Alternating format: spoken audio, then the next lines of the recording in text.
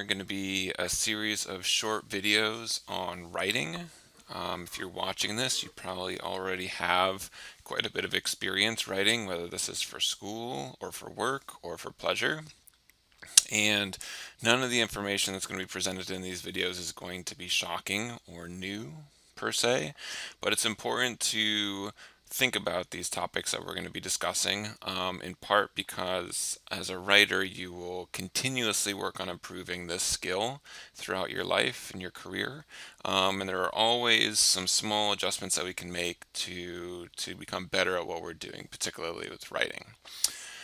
So before we even start writing, we need to decide what we're going to write about. So we need to choose a particular topic.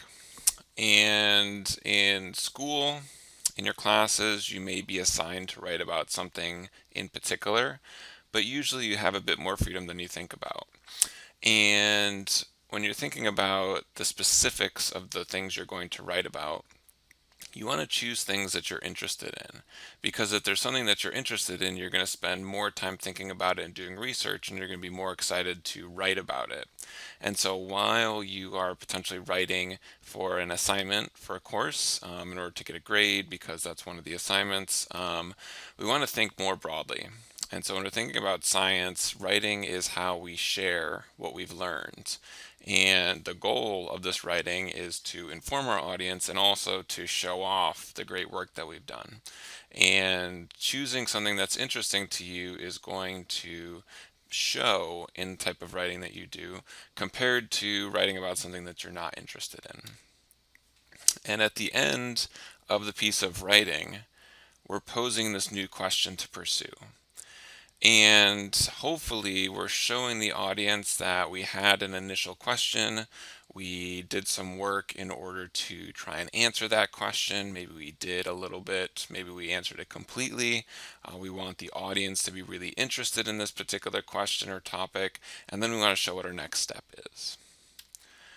So, in thinking about choosing a topic, again, we want something that's going to be interesting to us.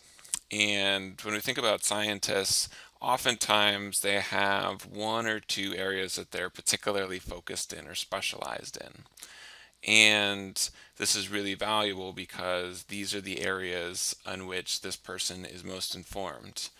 But usually, if you look a little bit deeper into the profile of a scientist, you'll notice that that person has quite a diverse set of interests, and they may have written quite a few papers on disparate topics, or they may be doing research across different types of fields. And this is important because if we do the same thing continuously, we tend to get bored. But if we have some diversity in what we're doing, this is really useful. And so when we're thinking about what we want to write about and what's interesting to us, we want to think about the things that maybe we're not completely informed about. Something new, something is that's going to engage us to think deeply, to do some research, and to have a very proactive writing aspect. And this in turn is going to engage the audience. You can tell when you're reading something if the writer wrote it just because they had to versus it's something that they really wanted to. And this is going to be something that you can't put down in the latter situation because you are as interested in it as the writer was, ideally. And so choosing a topic, if you have the option to do so for assignments, choose something that you're interested in, that you're curious about, but isn't something that you've written about before or done a research project on before. Choose a topic that you're going to benefit from, and also choose a topic that other people are going to benefit from as well. For a lot of scientific proposals, we're now incorporating this idea of a broader impact statement.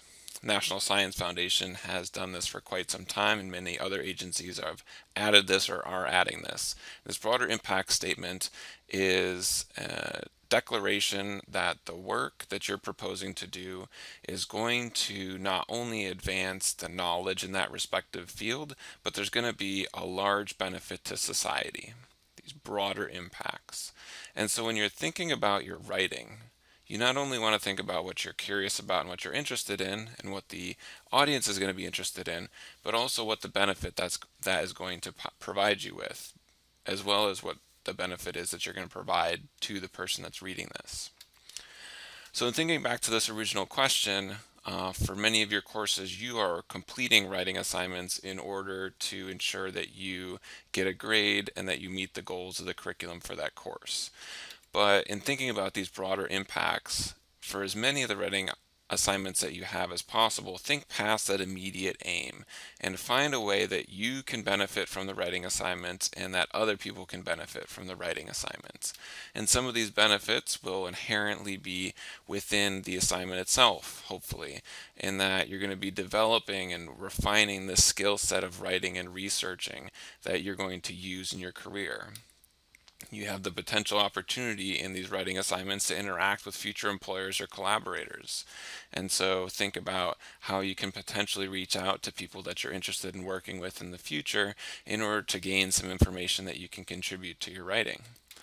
You also can use this writing beyond the classroom. Now, you may just simply turn your writing assignments in to your instructor and get your grade, but you could consider either using the full suite of your writing assignment or chopping it down to a smaller section and submitting that for consideration at a newspaper or magazine or even a scientific journal.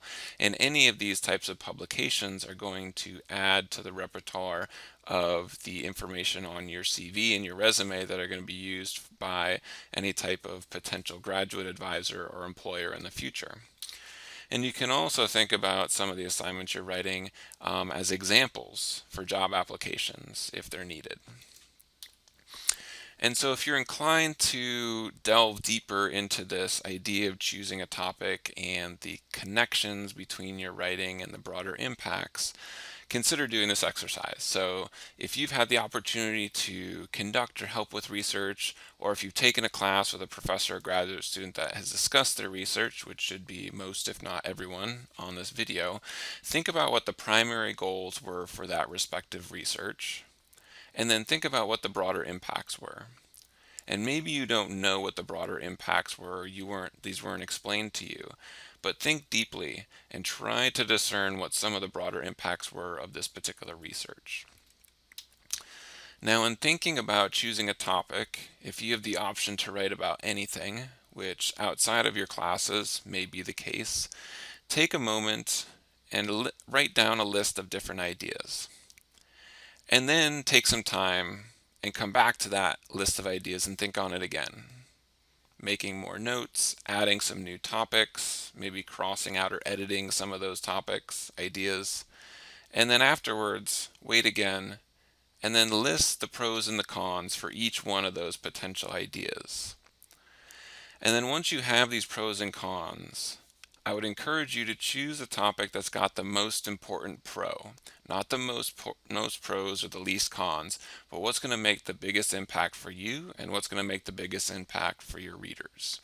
And the reason for this is that there is so much writing out there, both in physical and digital form, and your goal is not just to add another piece of paper to this giant pile. But really, you want to make an impact. You want people to read your writing and to think on it, and for that to inspire them.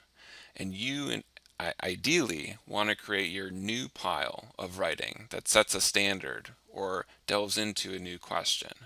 Now, this is tricky and this is difficult, and it takes a long time in which to do this, but this should be an ultimate aim that you have.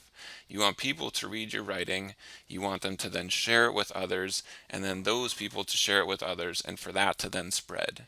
And this is going to be the goal of your writing moving forward in your career.